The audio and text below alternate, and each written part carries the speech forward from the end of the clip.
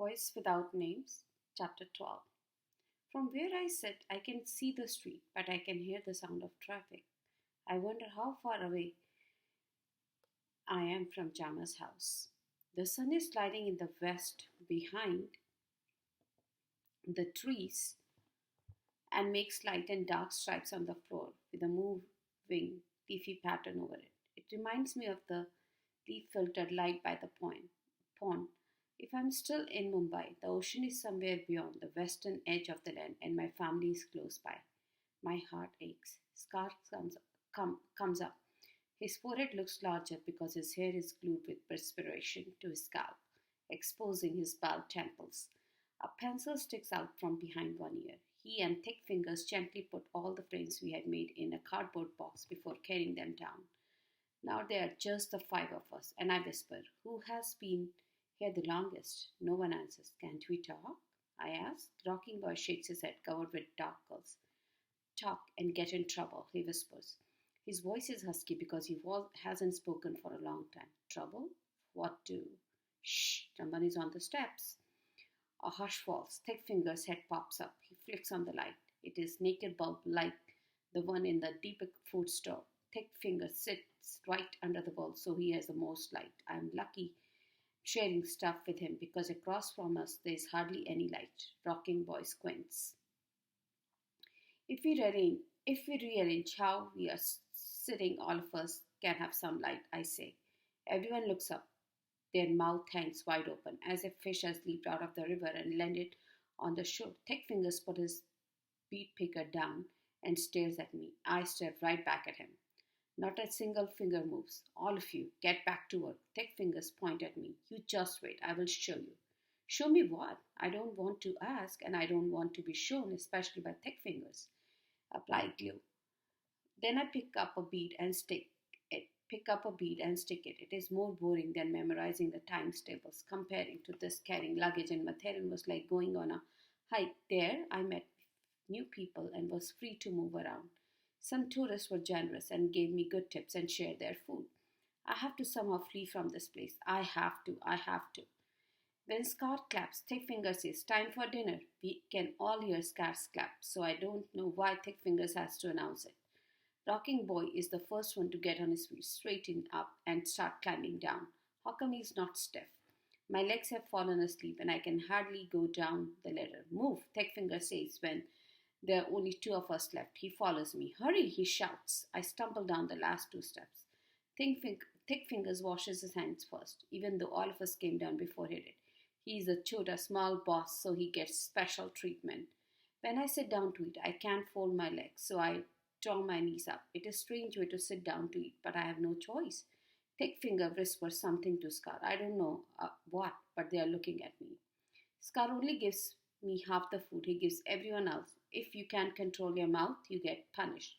But don't argue, you are lucky. I'm not starving you. Other bosses, what he says over shoulder.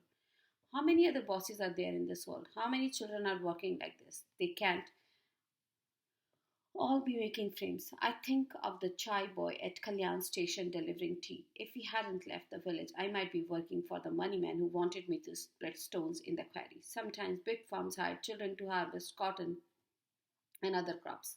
I remember Mr. Edwell telling us that he didn't like fireworks because sometimes children work in firework factories and get killed.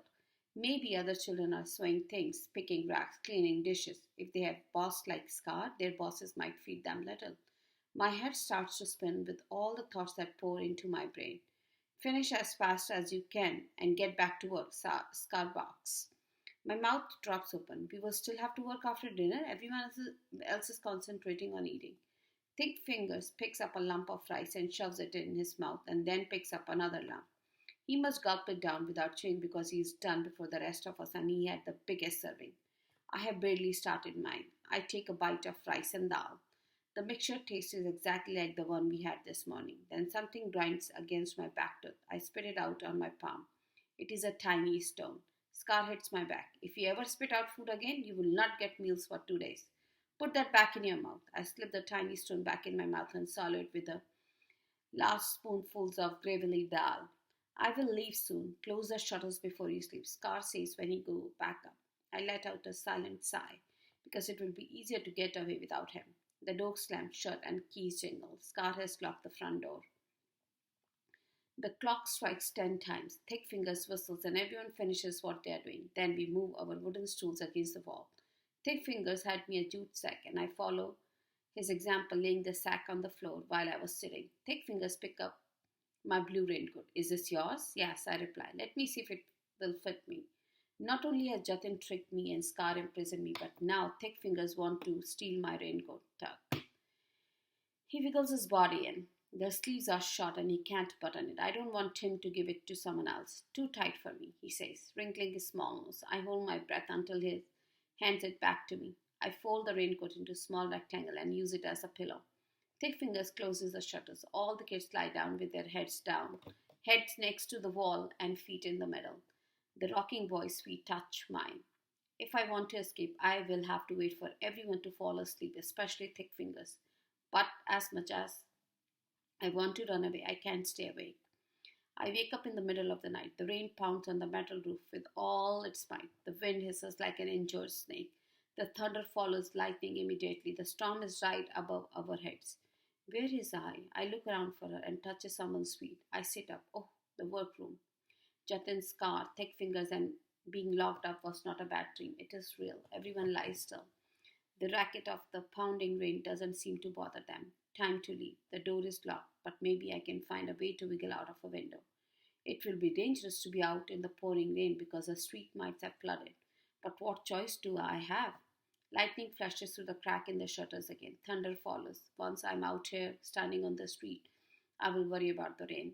I get up. The room is packed with 5 other boys, so there are 20 arms and legs to step around.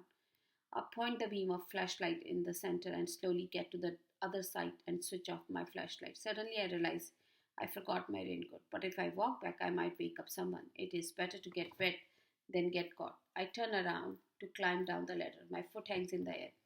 When I switch the flashlight back on for a second, I see the ladder is gone. There is no way I can jump down with a huge thud, and I might injure myself. In the flash of lightning, I see one of the boys sitting up. What are you doing? He whispers. Even in the dark, I can tell he is hunched over. It is a boy with grey eyes. I panic. I have to go to bathroom. Yes. Now? Yes. You can't. You have to wait until boss returns in the morning. Get back here. I walk slowly without turning my flashlight on. I don't think he has seen it, and for that I am thankful. No one has much here. And if Scars found out I have a flashlight, he might take it away. My jute bed is scratchy, but what I feel on my skin is nothing compared to what I feel in my heart.